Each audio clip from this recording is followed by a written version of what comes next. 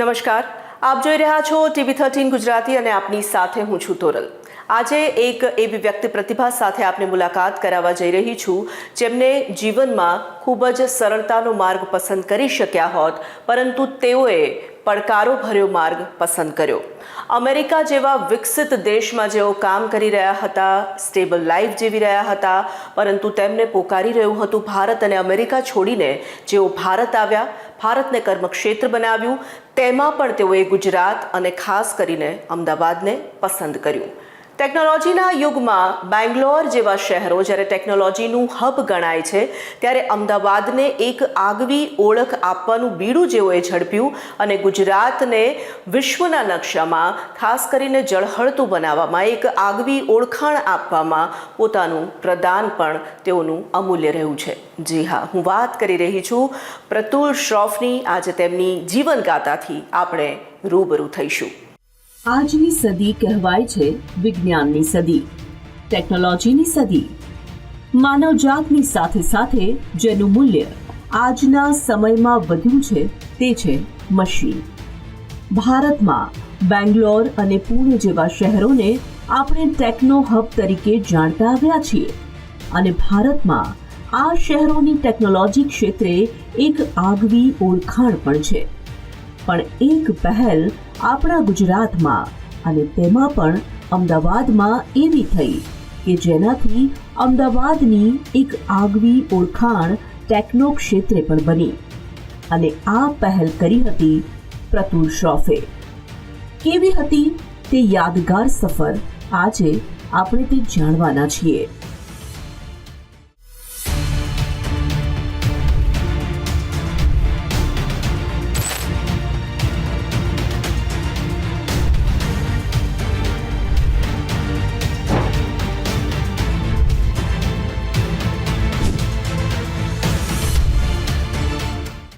પ્રતુલ શ્રોફ એક એવું નામ જેને બાળપણથી જ પડકારો આકર્ષતા હતા।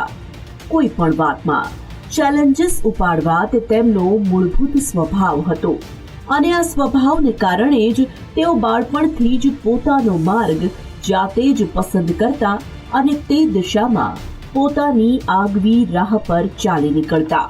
જે ઉપરવાળો છે ને, ઈશ્વર, એ તમારા માટે જે બધું બનાવે છે ને સિલેક્ટ કરે છે ને, એ બિલકુલ યોગ્ય હોય છે। આપણને એ વખતે પસંદ ના હોય પણ જ્યારે તમે જિંદગી જીવો છો એ પછી ખ્યાલ આવે છે કે ના, આ ધીસ વોઝ બ્લેસિંગ ઇન ડિસ્ગાઇઝ।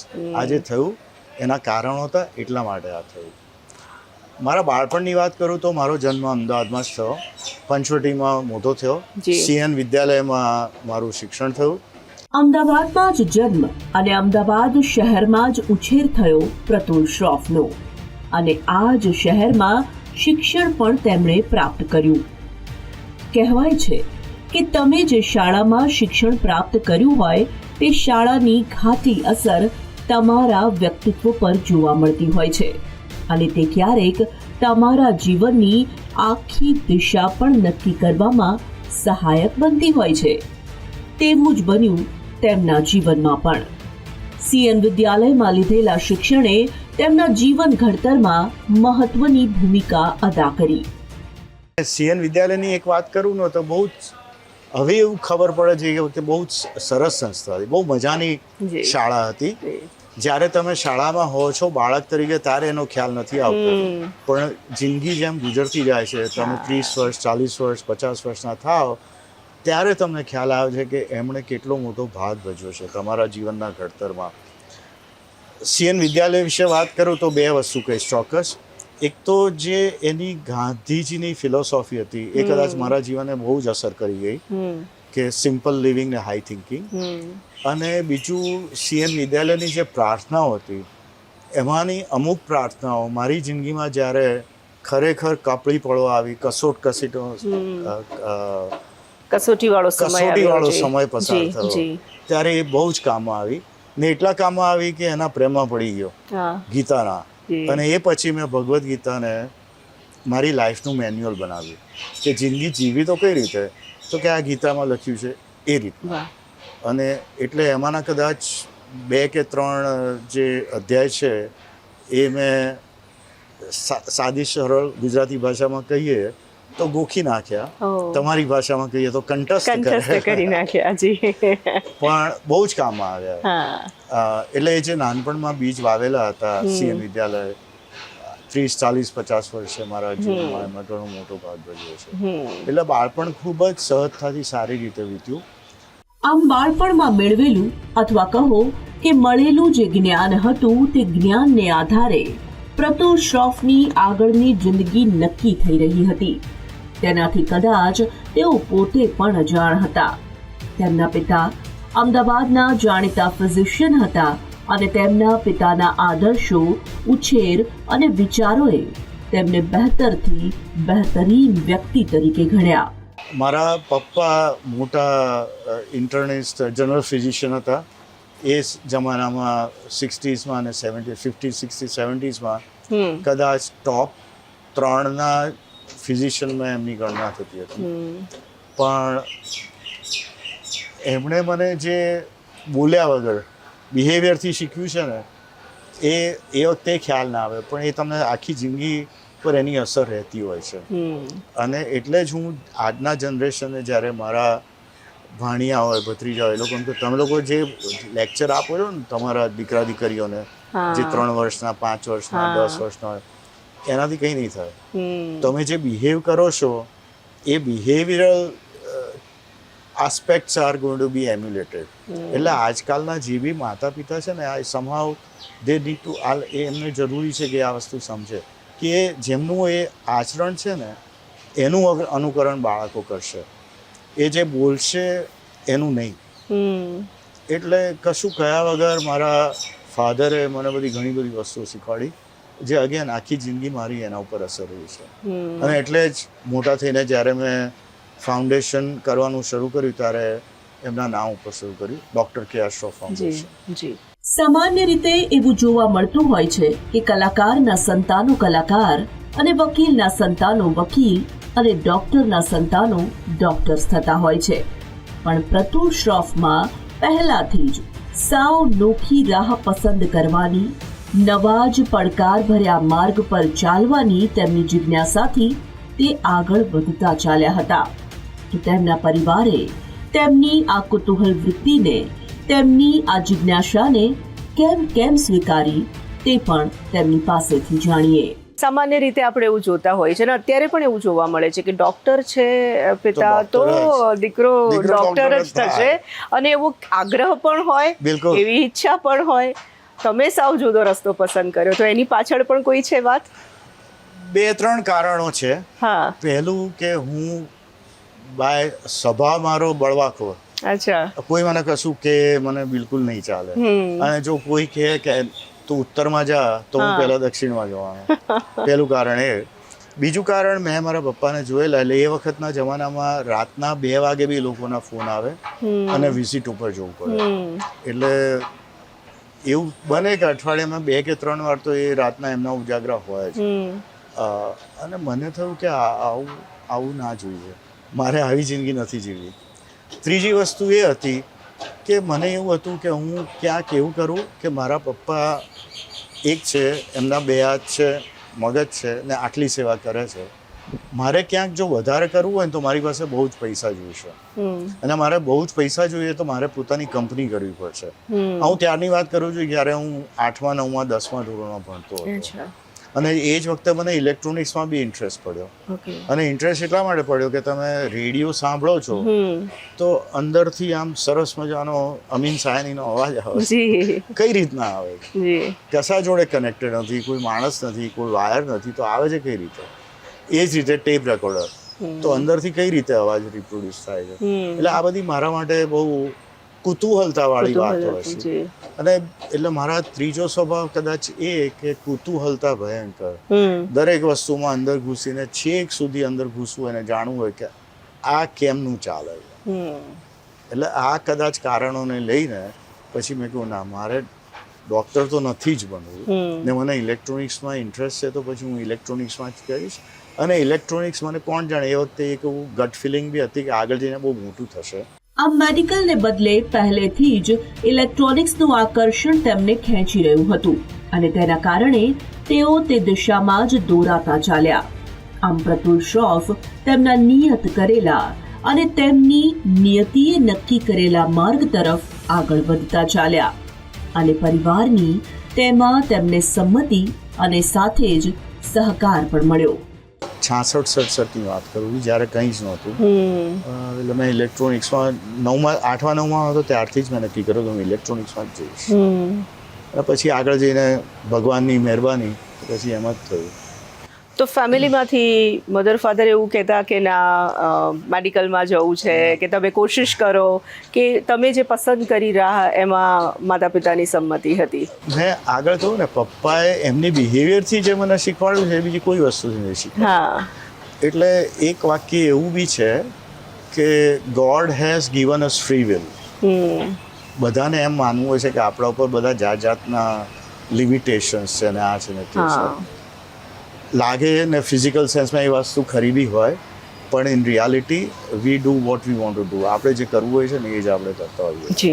પપ્પા કદાચ આ વસ્તુ બહુ સારી રીતે સમજતા હતા અને એવું બી માનતા હતા કે દરેક જણને પોતપોતાની રીતે જીવવાનો પૂરો હક છે. એટલે એમણે મને કોઈ દિવસ ફોર્સ નથી કર્યો કે તું મેડિકલ લાઈનમાં જા, કે તારી ઈચ્છા, તારે જે કરવું હોય. બરાબર. એમણે મને સલાહો બી બહુ જ ઓછી આપી છે. અચ્છા. હા. પડકારોની પસંદગીની સાથે સાથે એ પ્રતુલ શ્રોફની સૂઝ જ હતી કે તેમણે બહુ પહેલેથી જ જાણે કે તેમના આગામી સમયમાં ઇલેક્ટ્રોનિક્સનું ભવિષ્ય શું હશે તે ભાંખી લીધું હતું.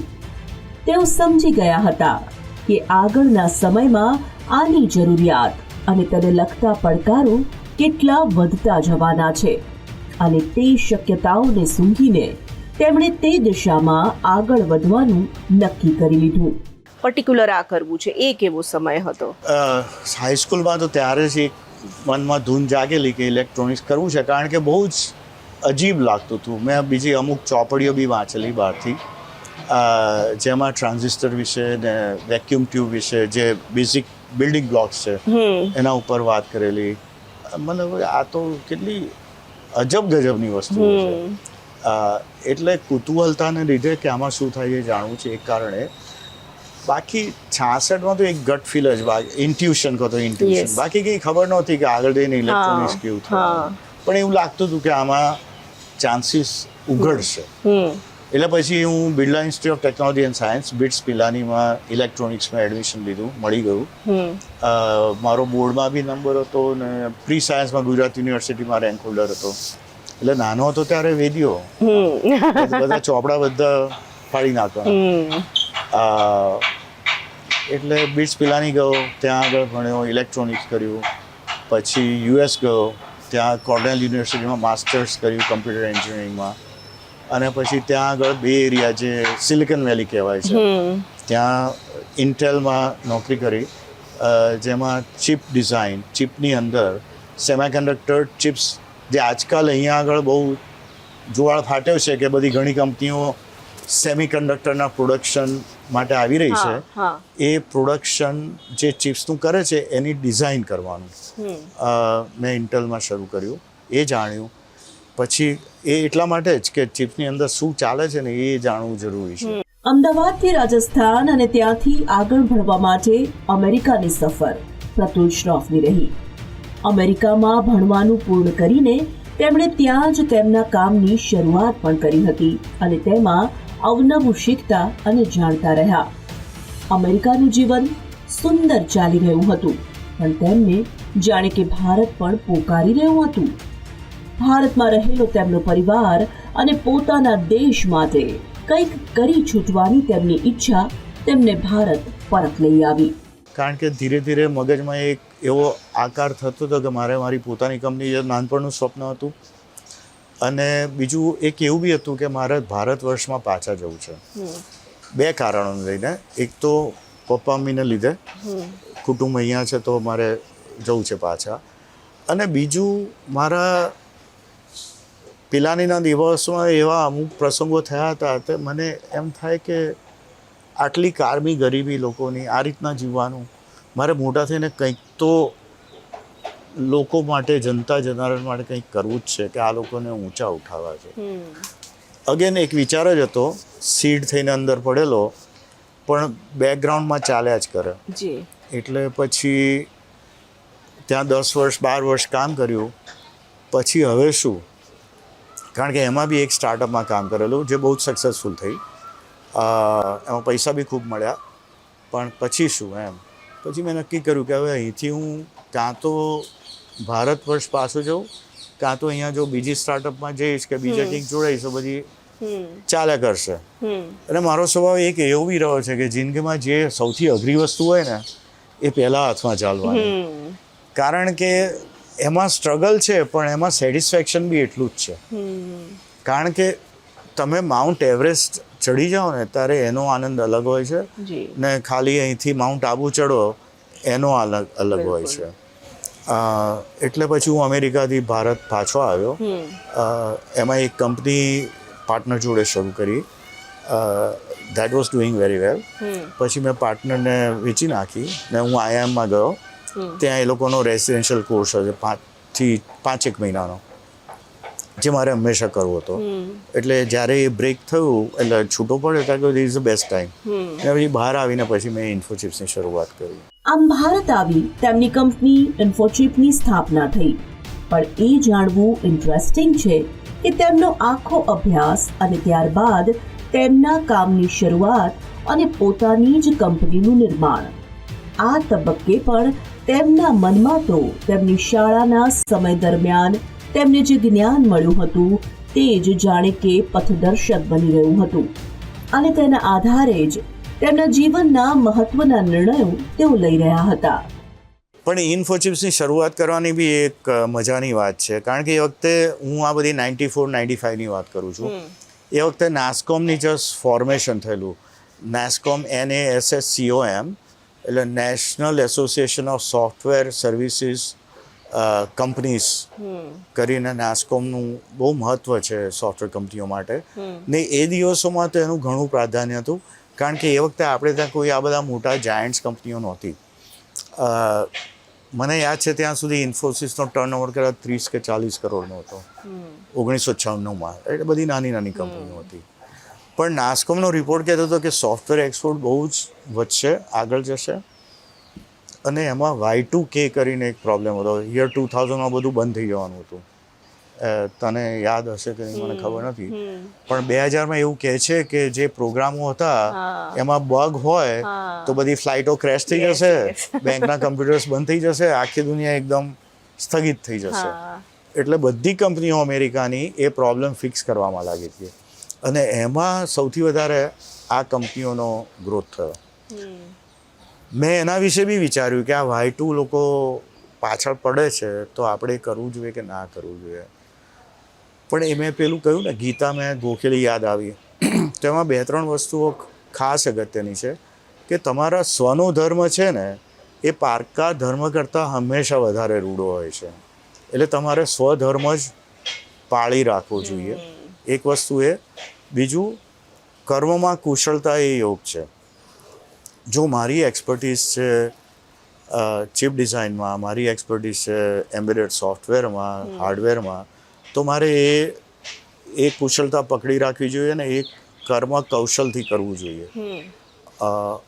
ત્રીજી વસ્તુ ગીતાની એ હતી કે કોઈ બી વસ્તુની શરૂઆત તમે શ્રદ્ધાથી કરો, પૂરી નિષ્ઠાથી કરો, તો એનું પરિણામ મળે છે ને મળે જ છે. અને એના ઉપર કર્મનું ફળ તમારે નથી ઈચ્છા રાખવાની.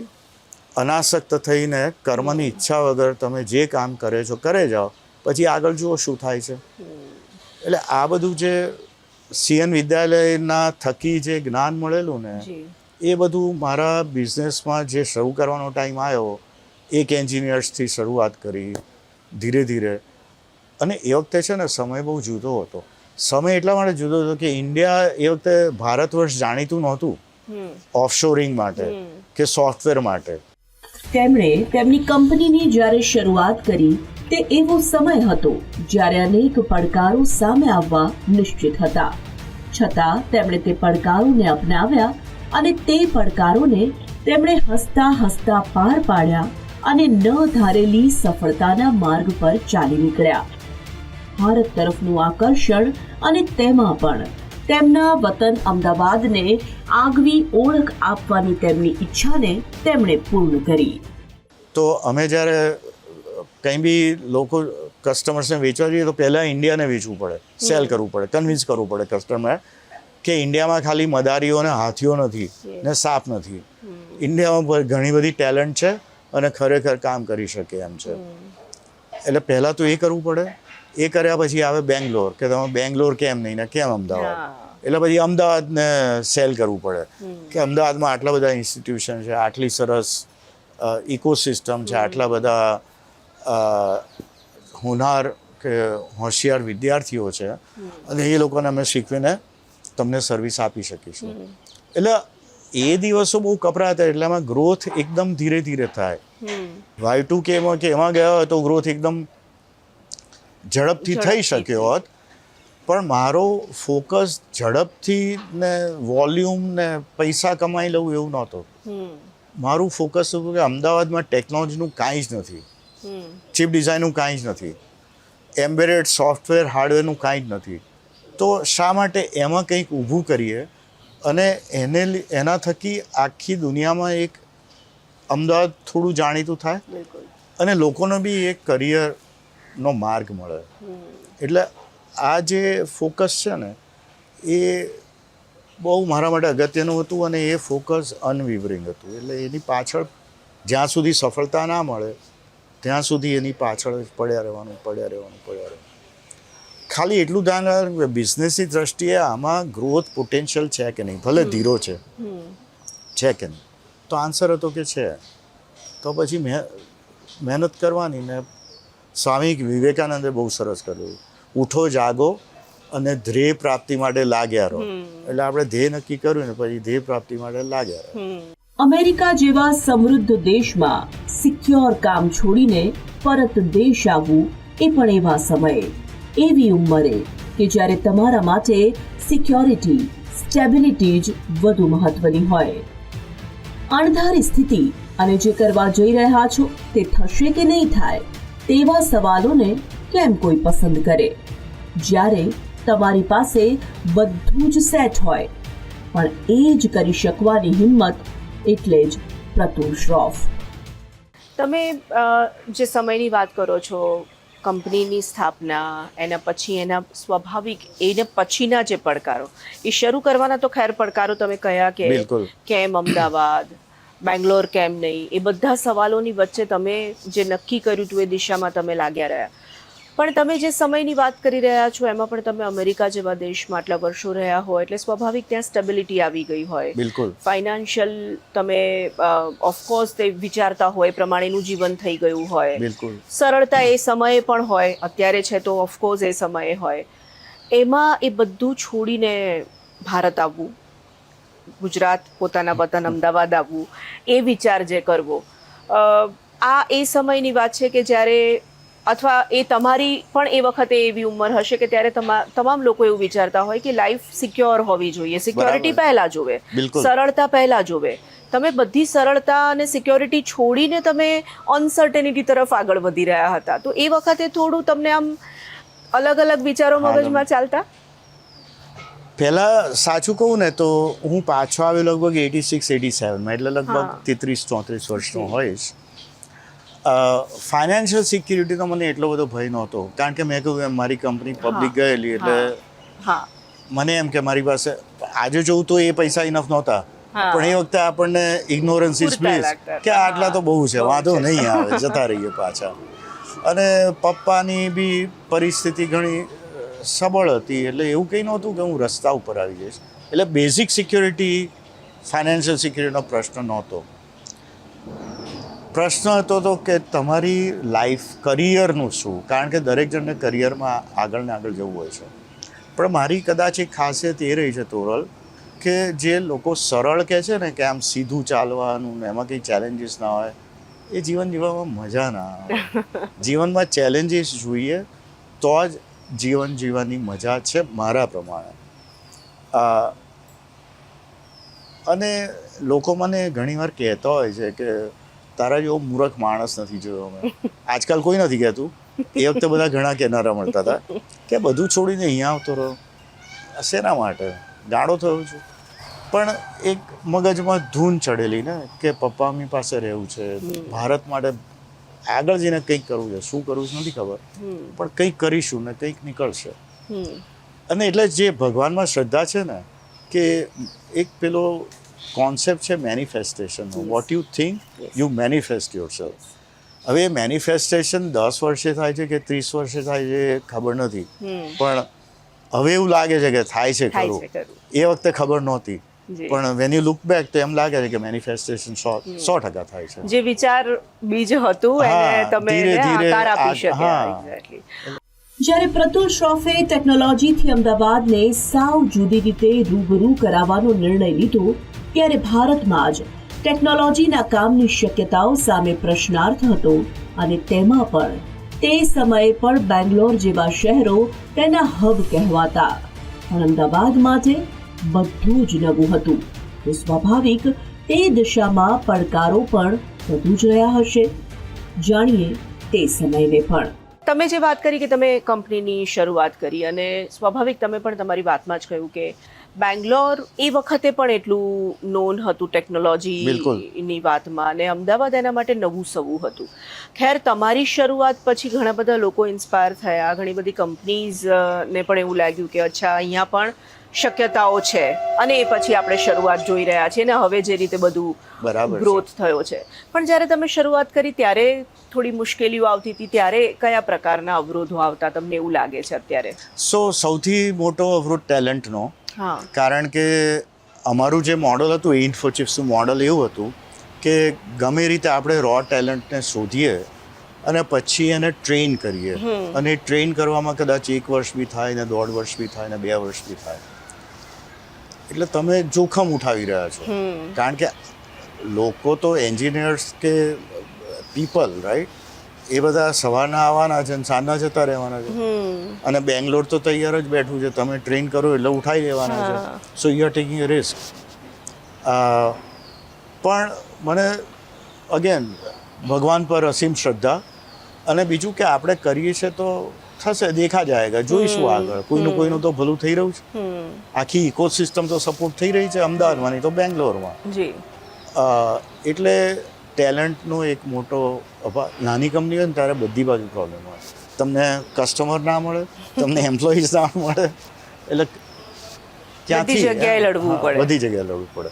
એટલે આખા 10-15 વર્ષ મેં 6-7 મહિના યુએસ ને 1 મહિનો ત્યાં ને 1 મહિનો અહીંયા, 1 મહિનો ત્યાં ને 1 મહિનો, એ રીતના જ કામ કર્યું. લગભગ 10-15 વર્ષે આવ્યા. એટલે ત્યાંનું સેલ્સ અને પછી અહીંની ટીમ્સ ને એન્જિનિયરિંગ ને એ બધું. પણ મજા આવી, જર્ની બહુ સરસ છે.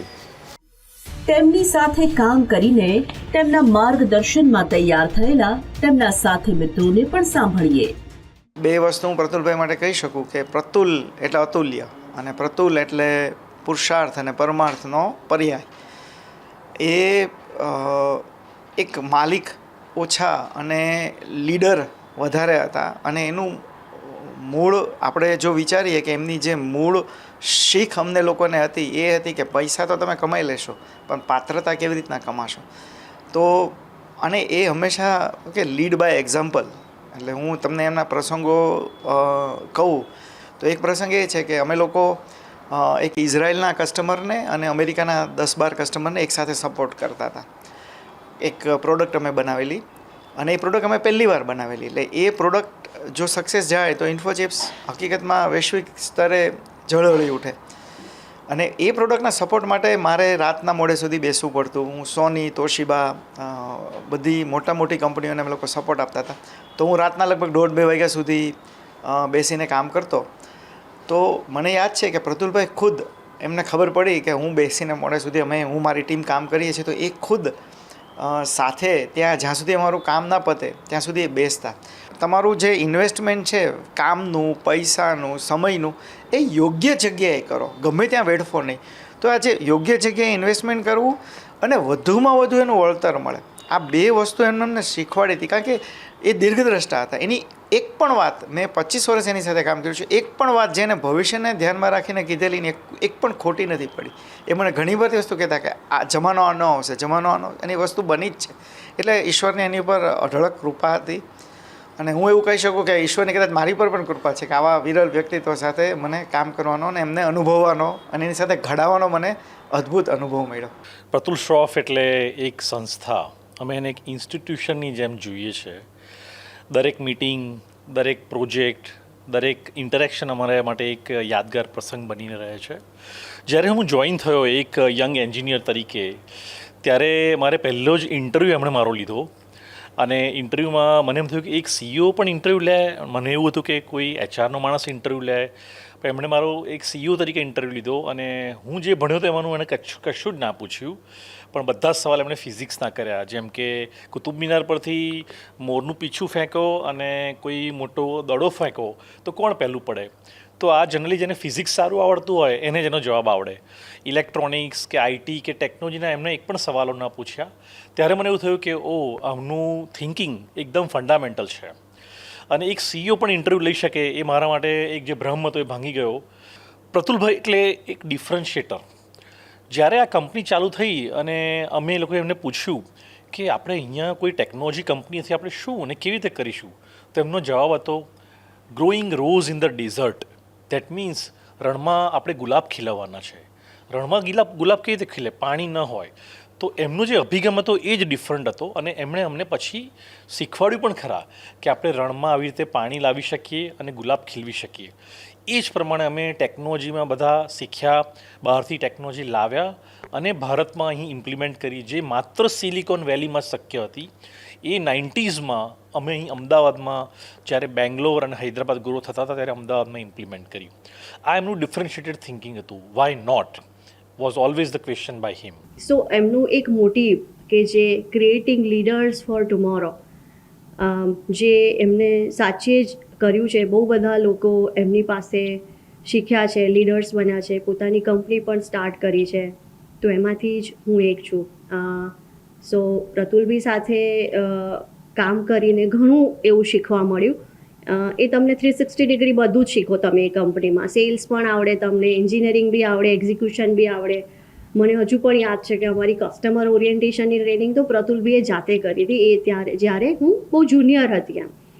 એટલે પ્રતુલભાઈના ત્યાં જ બધું શીખ્યા. અને એક અને તમને વિઝન પણ આવે અને હિંમત પણ થાય કે તમે કંઈક પોતાનું કરો, એ પણ ગુજરાતમાં ને અમદાવાદમાં. મેં છે ને ડાયરેક્ટ તો એમની સાથે એવું મને કામ કરવાની ઓપોર્ચ્યુનિટી નથી મળી, કેમ કે પહેલાં હું બહુ જુનિયર હતી ટીમમાં અને પછી હું US શિફ્ટ થઈ ગઈ. પણ બહુ સાંભળ્યું છે મેં. એટલે પ્રતુલભાઈ સાથે કામ કરવું હોય તો તમારે ટુ ધ પોઈન્ટ વાત કરવી પડે. જો તમે ગોળ ગોળ ફેરવો કે પછી તમે એમને ગોળી આપો તો તમારું આઈ બને, એવું મેં સાંભળેલું છે. પણ હા, પ્રતુલભાઈ તમને સાચો ફીડબેક, સાચી સલાહ આપે અને સુગર કોટિંગ ના હોય એ વાતમાં ક્યારે. એવું મેં એમના વિશે બહુ સાંભળ્યું છે. એટલે હું પ્રતુલભાઈને કહું કે હું પેલું અર્જુન અને દ્રોણાચાર્યનું અને એકલવ્યનું એક્ઝામ્પલ આપું હું એમને, કે ભલે મને ડાયરેક્ટ તમે ના શીખવ્યું, પણ જ્યારે તમે અર્જુનને શીખો તો એકલવ્ય શીખી જાય. એવું હું એક્ઝામ્પલ આપું ક્યારેક એમને.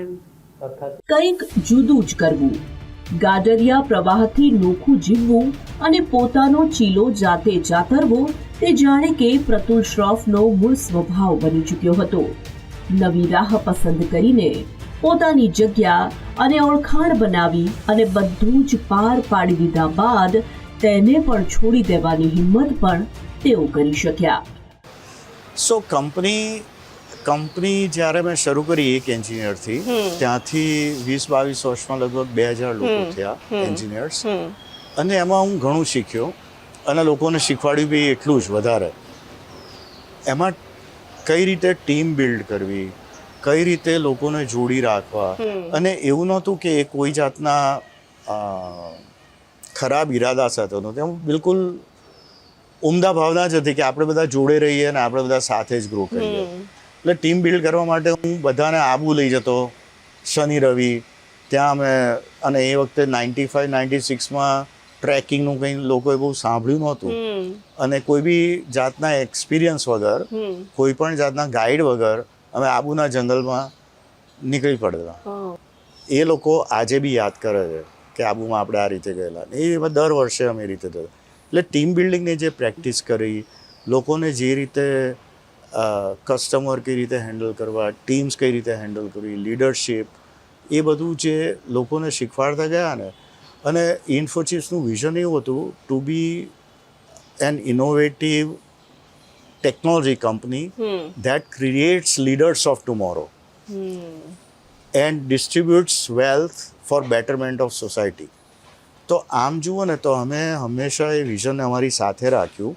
એટલે creating the leaders was a part of the daily exercise or daily routine. જેના પરિણામે એવું માનું છું કે લગભગ આશરે 50 થી 55 નવી કંપનીઓ શરૂ થઈ છે. અમદાવાદ અને 2-3 અમેરિકામાં બી થઈ છે. જ્યારે હું 60s પ્રવેશ્યો પછી મને થયું કે હવે આ ઇન્ફોચિપ સ્ટેબલ થઈ ગઈ. કમ્પેરેટિવલી લાઈફ વોઝ સિમ્પલર, સરળ થવા માંડી કે સેલ્સ ટીમ હતી ને સેલ્સ વધતું હતું ને એની રીતે એક મોમેન્ટમ આવે ને, ફ્લાય વ્હીલ ચાલુ થાય એટલે પછી એની ગતિથી ચાલ્યા કરે ટુ અ સર્ટન ડિગ્રી. પછી કહું હું આમ ઇન્ડિયા પાછો આવ્યો 20-25 વર્ષ પહેલાં, તો હું કંઈક કરવા માટે આવેલો, સોસાયટી માટે મારે કંઈક કરવું હતું. હજી સુધી તો મેં કંઈ બહુ કર્યું નથી. 2012માં મારું ડૉક્ટર કેઆર શ્રોફ ફાઉન્ડેશન ચાલુ કરેલું. અમારા ઇન્ફોચિપ્સના જ એક મેનેજર હતા, ઉદય દેસાઈ. એ કે તમે ખાલી વાતો કરો, ખરેખર તમારે કંઈક કરવું છે.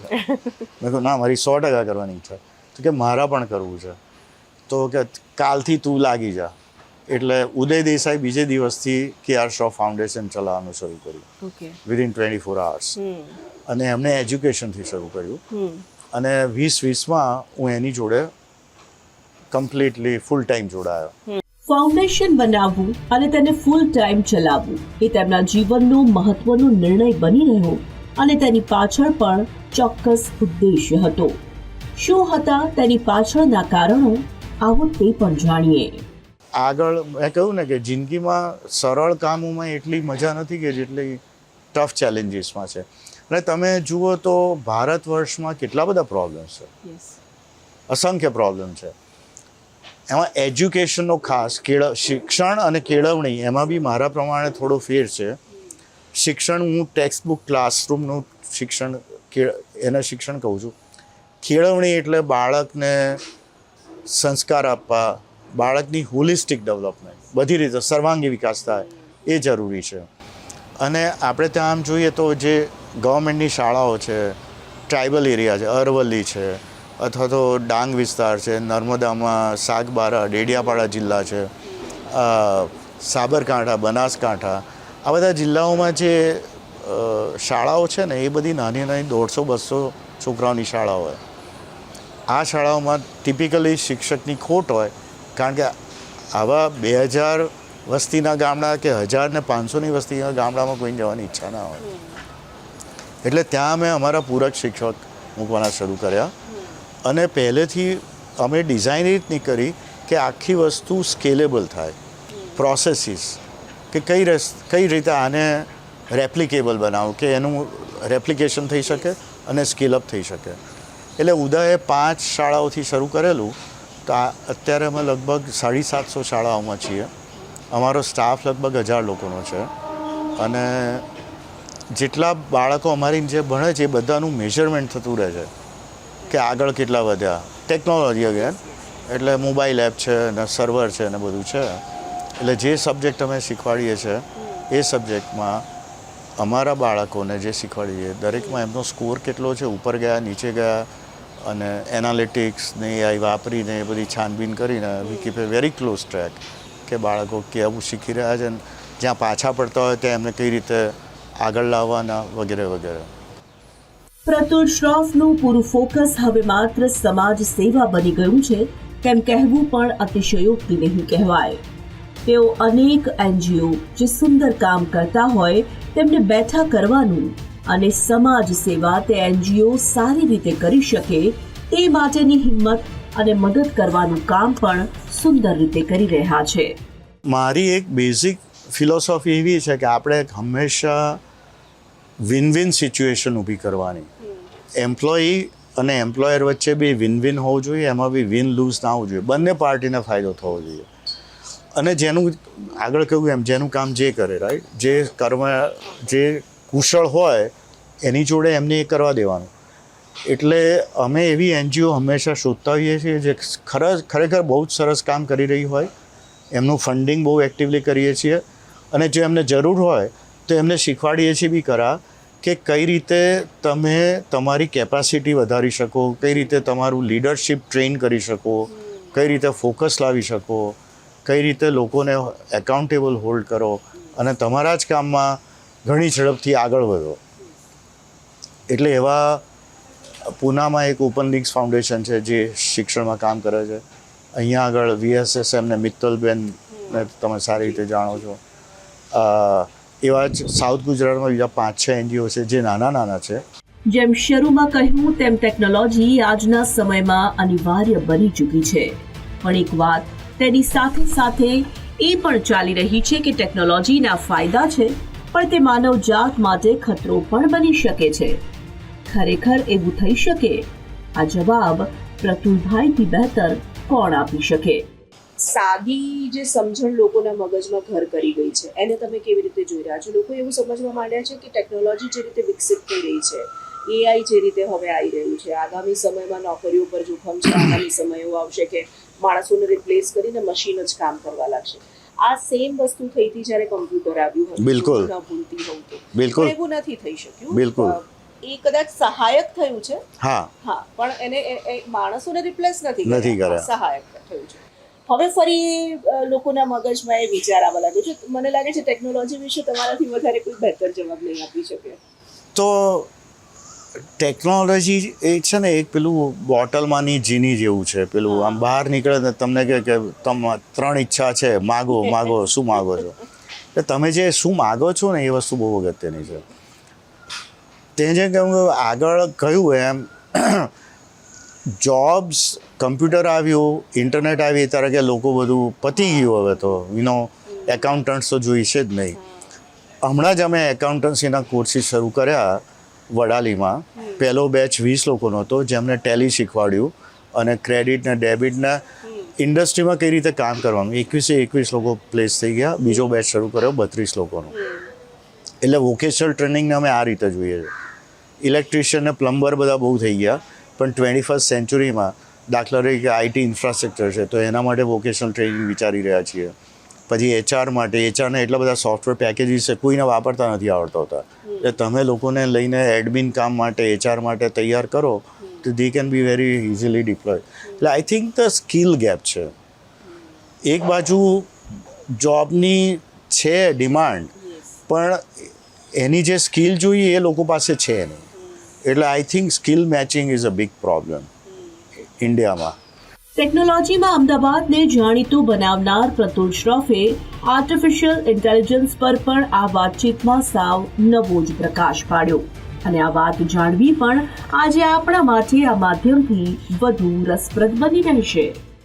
આર્ટિફિશિયલ ઇન્ટેલિજન્સ વસ્તુ is going to be a game changer. ખરેખર એ બહુ આપણને ખ્યાલ નથી આવતો એટલી મોટી વસ્તુ છે. હું હમણાં જ બે એરિયામાં ગયેલો સિલિકોન વેલીમાં. તો 1-2-3 જણનું એક્સપર્ટ છે જેમણે 20 વર્ષથી આમાં કામ કર્યું છે. એમનું કહેવું એમ છે કે પૃથ્વી પેદા થઈ એક મોટો ઇવેન્ટ હતો, લાઈફ પેદા થઈ એ બીજો મોટો ઇવેન્ટ હતો, એના પછીનો આ ત્રીજો મોટો ઇવેન્ટ છે. એટલો મોટો ગેમ ચેન્જર છે. અને આવતા 3 વર્ષમાં તમારે ઇલેક્ટ્રિકલ એન્જિનિયર જોઈતો હોય તો એ આર્ટિફિશિયલ ઇન્ટેલિજન્સ પૂરી તરફથી કોમ્પિટન્ટ ઇલેક્ટ્રિકલ એન્જિનિયર તરીકે કામ કરી શકશે. પણ એને કઈ રીતે હાર્નેસ કરવું ને એ આપણા હાથમાં છે. અને it's a challenge in the sense કે લોકોએ બી પોતાનો સ્કિલ સેટ એટલો ઉપર ઉઠાવવો પડશે કે એઆઈને પ્રોડક્ટિવલી વાપરી શકે. તો પ્રોડક્ટિવિટી ઘણી વધે તો ઇકોનોમિક એક્ટિવિટી ઘણી વધે. ઇકોનોમિક એક્ટિવિટી ઘણી વધે તો સમૃદ્ધતા બી એટલી વધે ને લોકોના લિવિંગ સ્ટાન્ડર્ડ બી ઓછા આવે, ઉપર આવે. પણ એના માટે માણસે પોતે મહેનત કરવી પડે.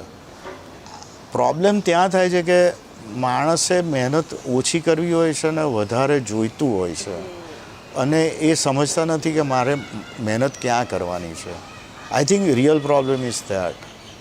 મશીનના આધારે આજની જનરેશન હવે આગળ વધતી ચાલી છે, તો એક ચિંતા સમાજ માટે એ પણ બને છે કે શું આને કારણે મશીનના ટેકનોલોજીના અતિ ઉપયોગથી આપણે પાંગડા નહીં બની જઈએ?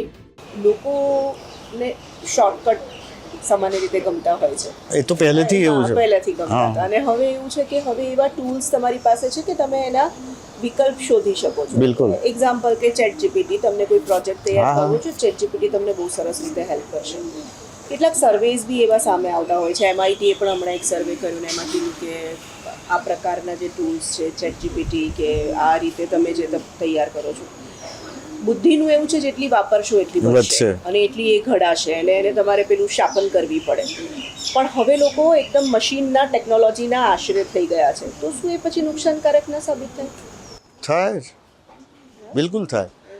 હું તમને સાદા દાખલા આપું. જ્યારે કેલ્ક્યુલેટર આવ્યું ને એ પહેલાં મારા જમાનાના લોકો મેન્ટલી કેલ્ક્યુલેશન કરી શકે કે 12% ઇન્ટરેસ્ટ છે તો કેટલું થયું, બરાબર?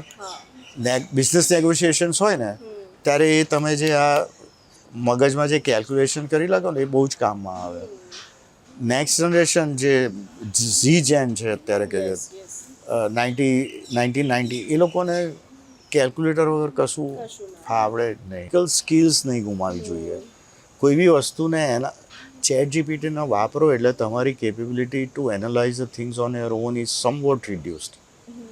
એટલે દરેક ટૂલ છે ને એના પોઝિટિવ્સ બી હોય છે અને નેગેટિવ્સ બી હોય છે. ટૂલને કઈ રીતે વાપરો છે એના ઉપર આધાર છે. એટલે સિમ્પ્લિફાય કરું તો કોઈ બી વસ્તુના પૈસા છે તો પૈસાના ફાયદા બી છે અને ગેરફાયદા બી છે. એ તમે કઈ રીતે વાપરો છો એના ઉપર આધાર રાખે છે, રાઈટ? પૈસા તમે સમાજના કલ્યાણ માટે બી વાપરી શકો ને પૈસા તમે વધારે પૈસા ભેગા કરવા એમાં કંઈ ખોટું બી નથી, પણ ક્યાં સુધી એમ. એટલે એ જ રીતે આ વસ્તુ AI બી એવી છે કે એના સરસ રીતે વાપરો તો એના ફાયદા બી ઘણા છે ને એનો દુરુપયોગ કરો. એક્ઝેક્ટલી. ટેકનોલોજી અને તેનું કામ, તેમાં તેમની સમાજ સેવાની પણ પ્રવૃત્તિઓ, સ્વાભાવિક સતત વ્યસ્ત રહેવાતું હશે. પણ જેણે ભગવદ્ ગીતાને આદર્શ માની હોય તેમની પાસેથી તેમની નવરાશની પળો વિશે પણ જાણવું જ પડે. પુસ્તકો વાંચવાનો મને બહુ જ શોખ, અને એમાં બી નોન ફિક્શન. અને મારા ગુરુઓ છે ને બધા મારા પુસ્તકો રહ્યા છે. હું જે કંઈ શીખ્યો છું એ બધું પુસ્તકો પાસેથી જ શીખ્યો છું. અને કદાચ એક મોટો ડિફરન્સ એ છે કે હું જે શીખ્યો છું ને એ હું જીવનમાં એને અમલીકરણ એનું અમલ કરું છું. એ ખાલી વાંચીને જવા નથી દેતો, એનો પ્રેક્ટિકલ લાઈફમાં યુઝ કરું છું, અને એને લીધે બહુ ફેર પડતો હોય છે. અને હું એમ પણ માનું કે માણસે છે ને they have to continuously change themselves, they have to continuously evolve. આપણે વિન્ડોઝમાં કેવું વર્ઝન 1.0 તો કોઈએ ના વાપર્યું, 2.0 કોઈએ ના વાપર્યું. અત્યારે આખી દુનિયા વિન્ડોઝ સિવાય કોઈ વાત જ નથી કરતું, right? Because gradually they fix the bugs, સોફ્ટવેરના બગ્સ ફિક્સ થયા અને પછી એક કક્ષાએ પહોંચી ગયા હતા. એટલું બધું સરળ હતું કે બધા વાપરે છે. માણસે બી આઈ થિંક પોતાના બગ ફિક્સ કરવા જોઈએ ને ઇવોલ્વ થવું જોઈએ. એટલે આ પુસ્તકો થકી હું બહુ જ વાંચું છું ને પુસ્તકો થકી ઘણું બધું ડાપણ જ્ઞાન પ્રાપ્ત થતું જાય છે, જેનો હું ઉપયોગ કરતો જઉં છું. સોશિયલ મીડિયાનો વ્યાપ વધ્યા પછી પ્રતુલભાઈની ભૂલાયેલી અને વ્યસ્ત સમયમાં આડે હાથ મુકાઈ ગયેલી મિત્રતા પણ આજે મજબૂત બની શકી છે. આને પણ આપણે ટેકનોલોજીની જ દેન કહીશું ને. તમે CNનો ઉલ્લેખ કર્યો અને તમે કહ્યું, તમારી વાતની શરૂઆત જ તમે ત્યાંથી કરી કે તમારી શાળાનો ખૂબ મોટો પ્રભાવ તમારી ઉપર રહ્યો. અને ઘણી વખત આપણે જ્યારે એ તબક્કામાંથી પસાર થતા હોઈએ છીએ ત્યારે આપણને નથી ખબર હોતી કે આ અસર કેટલી ઘાટી તમારા જીવન પર છે, અને એ આગળ જતા પછી બહુ વર્ષો પછી આપણને સમજાય છે કે અચ્છા આ ત્યારે શીખ્યા હતા, જાણ્યું હતું, આ બીજ ત્યારે રોપાયું હતું. તો CN એક એવી સ્કૂલ છે, મને લાગે છે કે જે લોકો નથી જાણતા એને બી CN વિશે જાણવા મળ્યું હશે. ત્યારે કોઈ મિત્રો બન્યા હોય જે હજી પણ મિત્રતા જળવાઈ રહી હોય, અથવા પછીના તબક્કામાં જ્યારે મિત્રો બન્યા, મિત્રતા જળવાઈ છે? કારણ કે સ્વાભાવિક તમારી લાઈફ અહીંયા, પછી પાછા અમેરિકા, પછી પાછા અહીંયા એવી રીતની રહી છે, એટલા માટે. બિલકુલ. તો બહુ લાંબા સમય સુધી કોઈની જોડે કનેક્ટિવિટી નહોતી, અચ્છા. પણ સોશિયલ મીડિયા શરૂ થયું ને વોટ્સએપ શરૂ થયું, જી. એટલે 2000માં કદાચ 4 કે 5 CNના મારા ક્લાસમાં જ હતા, એ હજી સુધી અમે જોડે છીએ 25 વર્ષથી. અચ્છા. અને વોટ્સએપ આવ્યા પછી એ સંખ્યા વધતી ગઈ, yes. એટલે છે લગભગ 15-20 મિત્રો જે સ્કૂલમાં 5મા 6ઠા 7મામાં જોડે હતા, એ આજે જોડાયેલા છીએ, અને મહિને 2 મહિને 5 મહિને એકાદ વાર તો મળવાનું થતું રહેતું હોય. ગામડાઓ હવે તૂટી રહ્યા છે અને મહાનગરો કોન્ક્રીટના જંગલોમાં તબદીલ થઈ રહ્યા છે, પણ તેને લઈને પણ પ્રતુલ શ્રોફની કામ કરવાની અને વિચારવાની જે પદ્ધતિ છે તે બદલાવ લાવનારી પુરવાર થાય તેવી છે. આવો આપને જણાવીએ કેવી રીતે. આઈ થિંક જે આપણે અર્બનાઇઝેશન થઈ રહ્યું છે ને, એ બધા માટે ખતરનાક છે કે ખામીકારક છે કે હાનિકારક છે, 2-3 રીતે. એક તો ગામડાઓ નષ્ટ થઈ રહ્યા છે, અને ગામડામાંથી જે લોકો અહીંયા આવી રહ્યા છે, એ અહીંયા આવીને વસેલા અર્બન ડેન્સિટી, કન્જેસ્શન, ટ્રાફિક, એ બધું ઘણું જ પોલ્યુશન, બધું ઘણું જ વધતું જાય છે. એમાં કોઈને ફાયદો નથી, રાઈટ. બીજી બાજુ જે ગામડા ખાલી થતા રહે છે, એમાં બી ત્યાં એટલો બધો ફાયદો નથી, કારણ કે આજની તારીખમાં ટેકનોલોજી એવી છે કે તમે ગમે ત્યાં બેસીને જે કંઈ કામ કરવું હોય એ કરી શકો. મેં આગળ પેલી એકાઉન્ટન્સીની વાત કરી ને, એમાં જે 20 છે એમાંથી 15 લોકો વડાલી કરીને ગામ છે, 23,000 માણસની વસ્તી છે, પણ ત્યાંથી એકાઉન્ટિંગનું કામ કરે છે. અમારું એકાઉન્ટિંગનું કામ ત્યાંથી થાય છે. અને એ બી મેં આગળ કહ્યું ને કે હું હંમેશા વિન-વિન જોતો હોઉં છું, એટલે આમાં બી વિન-વિન છે. એ લોકોને ત્યાં વડાલીમાં ઘર પપ્પા મમ્મી જોડે રહીને, કે એમના પરણેલા હોય કોઈ તો એમના ફેમિલી સાથે શાંતિની જિંદગી છે. 23,000ની વસ્તી છે, બહુ ટ્રાફિક નથી, શાંતિની જિંદગી છે. ને અહીંયા બી ફાયદો છે કે ભાઈ માઇગ્રેશન રીતે ઓછું થાય છે. આ શરૂઆત કરી છે અમારે 20 લોકોથી, પણ આશા છે કે એ gradually over a period of time આવનારા વર્ષોમાં હજારોમાં જાય, જેથી અર્બનાઇઝેશન થોડું ઓછું થાય, ગામડામાં એમ્પ્લોયમેન્ટ થાય, અને ઇવન ડિસ્ટ્રીબ્યુશન, અને ગામડામાં જે એમનું ખેતી ને બધું એ બી સચવાઈ રહે. ટેકનોલોજી ક્ષેત્રે અમદાવાદ માટે નવી જ દિશા ચીંધનારા પ્રતુલ શ્રોફ ટેકનોલોજીની બાબતે આપણા દેશને અને આપણા યુવાનોને ક્યાં જોઈ રહ્યા છે. ટેકનોલોજીનો જે રીતે વ્યાપ વધી રહ્યો છે, અને જે રીતે હવે ટેકનોલોજી વગર કશું જ શક્ય નથી એવું થઈ ગયું છે, હવે બીજા દેશોની સરખામણીએ આપણા દેશને તમે ક્યાં જુઓ છો? ગુજરાતને ક્યાં જુઓ છો? અને ખાસ કરીને અમદાવાદના યુવાનોને ક્યાં જુઓ છો? આઈ થિંક એમાં ચાઇના ઘણું આગળ છે. જી. અમેરિકા કદાચ સૌથી આગળ છે. ચાઇના લગભગ કટોકટ જોડે છે. એની કમ્પેરિઝનમાં આપણે હજી ઘણા પાછળ છીએ, પણ we are catching up quite a bit. કારણ કે જે સરકારની પ્રાયોરિટી છે એમાં technology is playing a significant role now. વધારે ને વધારે રોલ એમાં આવતો જાય છે, અને એને લીધે ઘણો ફેર પડશે એવું માનું છું. બીજું, કલ્ચરલી આપણે જોઈએ ને તો ભારતીયમાં એક જુગાડ કરવાની ભયંકર કેપેબિલિટી છે. એટલે એન કેન પ્રકારે મારે આ કરવું છે, એટલે હું શીખી જઈશ. એ ભારતીયોમાં છે, એ કદાચ વેસ્ટર્ન યુરોપ કે અમેરિકામાં ઓછું છે. એટલે I think that is also equally important કે આપણા દેશની જે હંગર છે, યુથની જે ભૂખ છે સક્સેસફુલ થવાની, એના લીધે વી વિલ કેચ અપ. પણ થશે હજી 20, 25, 30 વર્ષ લાગશે.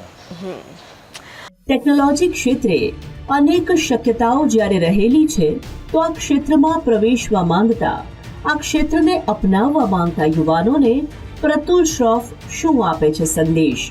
આવો આપને જણાવીએ. સો નંબર 1, સોફ્ટવેર ઇન્ડસ્ટ્રીયલ રેવોલ્યુશન થયું ને, એ વખતે કોઈને ખબર નહોતી કે ઇન્ડસ્ટ્રીયલ રેવોલ્યુશનની એપ્લિકેશનો કેટલી છે અને કયા કયા એરિયામાં સ્ટીમ પાવર વપરાશે, કે મિકેનાઇઝ પાવર વપરાશે. અને આજે આપણે જોઈએ છે તો દરેક વસ્તુમાં મિકેનિકલ પાવર છે. જી તમે ઇલેક્ટ્રિસિટી જનરેશનથી માંડીને ઓટોમોબાઈલ માંડીને સ્કૂટરથી માંડીને કમ્પ્યુટર મેન્યુફેક્ચરિંગ ગમે ત્યાં જુઓ તો બધામાં છે, રાઈટ? એ જ રીતે સોફ્ટવેર દરેક જગ્યાએ પથરાયેલો છે અને એ વધતો જ જવાનો છે, એટલે એમાં છે. પણ એમાં શું કરવું, it becomes very tricky. Yes કારણ કે આર્ટિફિશિયલ ઇન્ટેલિજન્સની લીધે કેટલાક ટાસ્ક એવા છે કે ઓટોમેટિકલી પ્રોગ્રામિંગ થઈ જશે. કોડ જનરેટ આજની તારીખમાં થઈ રહ્યો છે ને આજની તારીખમાં જે આઈટી પ્રોફેશનલ્સ છે એમની જિંદગી જોખમાઈ રહી છે. જિંદગી નહીં, I am sorry, career, sorry about that. એમની કરિયર પર ક્વેશ્ચન માર્ક આવે છે. એટલે તમે ક્યાં વેલ્યુ એડ કરી શકો છો ને ક્યાં તમે સૌથી વધારે ઉપયોગી થઈ શકો છો, એ વસ્તુ પકડવી બહુ જરૂરી થઈ જાય. અને એઆઈની એપ્લિકેશન એ અનધર બ્રાઇટ એરિયા છે કે એઆઈ તો આવી ગયું, જી પણ મારે એને ડિપ્લોય કઈ રીતે કરવાનું એ હજી દુનિયાને ખબર નથી. યસ અને એ ફિગર આઉટ કરતાં કે જ્યારે 5-6 વર્ષ થશે, એટલે એ અરસામાં જે કંપનીઓ એઆઈમાં કંઈક કરતી હોય એને આગળ પાછળ જોઈ વિચારીને કઈ રીતે હું આમાં આગળ વધી શકું એ વિચાર કરીને એમાં જો કરે ને તો બહુ જ બ્રાઇટ ફ્યુચર છે. પ્રતુલ શ્રોફની આ છે આજ સુધીની જીવન સફર. તેમણે કેવી રીતે જાતે પોતાની એક આગવી ઓળખાણ ઊભી કરી અને કેવી રીતે તેઓ એક જાણીતું નામ બની શક્યા તેની સફર. તેમનું જીવન ટેકનોલોજીની આસપાસ જ ગૂંથાયેલું જોવા મળ્યું અને એટલે જ તેમની સફરમાં આ જ વાતો, આ જ અનુભવો અને આ જ સંસ્મરણો હોવા સ્વાભાવિક છે. પણ જેણે ગુજરાતને અને તેમાં પણ અમદાવાદને ટેકનો હબ બનાવવાની દિશામાં પહેલ કરી હતી, તેમના આ પ્રદાનને આપણે બિરદાવવું જ રહ્યું. આ જ છે સાવ નોખી પણ મક્કમ, સફળ અને સુંદર શૂન્યમાંથી સર્જનની યાત્રા. સરળતા છોડી જેમણે પડકારો પસંદ કર્યા અને પ્રતિબદ્ધતાની સાથે પડકારોને જેઓએ સફળતામાં ફેરવ્યા તેવા પ્રતુલ શ્રોફ સાથે આજે આપણે વાતચીત કરી રહ્યા હતા. આવતા સપ્તાહે એક નવી વ્યક્તિ પ્રતિભા સાથે ફરીથી મળીશું. ત્યાં સુધી મને આપશો રજા. નમસ્કાર.